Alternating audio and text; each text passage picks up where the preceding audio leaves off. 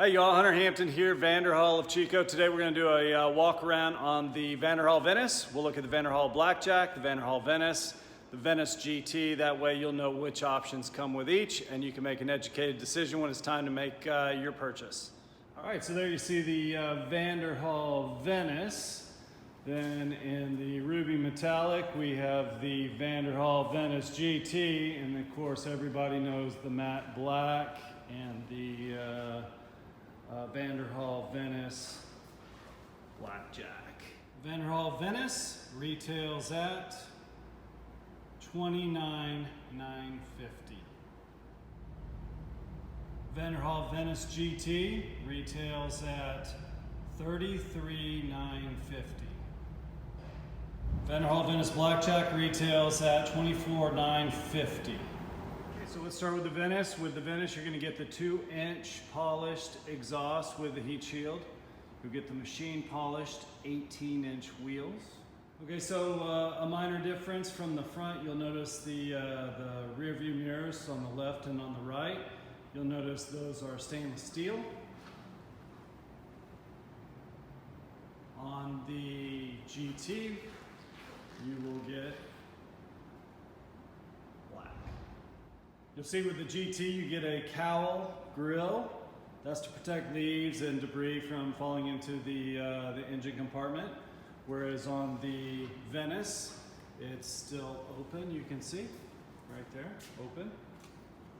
And as you can see on the GT, you're gonna get the 3-inch exhaust. You lose the heat shield, and then on the GT, you move to an 18-inch glossy black wheel. All right, so looking at the Venice dashboard, you've got the push button start. They all have the push button start. You've got your 3 gauges, speedometer, gas, RPM, and then also inside the RPM is your water level. Over here you have the James Bond toggles, like I like to call them. You've got your Bluetooth, you've got your cruise control. The way you set your cruise control is you activate it. Once you activate it, that tells the computer that you want cruise control. Then you need to set it at the speed. So if it's 55 miles an hour, you set it. And then to speed up, you lift it up. And to slow it down, you lift it down. You've got your traction control and then also your hazards. So right here you have your heater vents. The way you activate your heater vents is you turn the knob, and then if you want the heat, you pull it out, and if you don't want the heat, you push it back in and it becomes warm air. Glove box. They all have glove boxes. Inside the glove box you've got a cigarette lighter, and then this is where you can plug in a tuner, or you can get your readings for any kind of maintenance that's needed. So the 2020 Venice comes with a tan V-Tex Interior. It's a synthetic leather, very durable, very comfortable. New for 2020, you can see the locking glove box. Down below you can see the satin black, they call that a dead pedal plate. Obviously you've got the brake pedal and gas pedal, and then another dead pedal over there. Then we have traction plates under the seat there. And of course there is the infamous wooden steering wheel that's polished in the center. That comes standard with the Venice 2020. So there she is in all her glory. That is the Vanderhall Venice. It comes in a vintage silver metallic, which is shown obviously, and then also a Poseidon blue.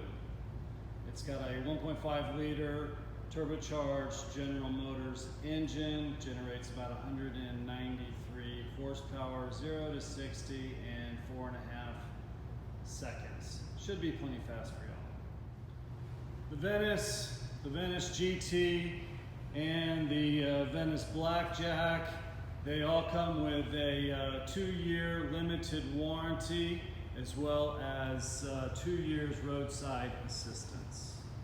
So here we are looking at the interior of the Venice GT. As noted, the difference is you get a couple new gauges with the GT.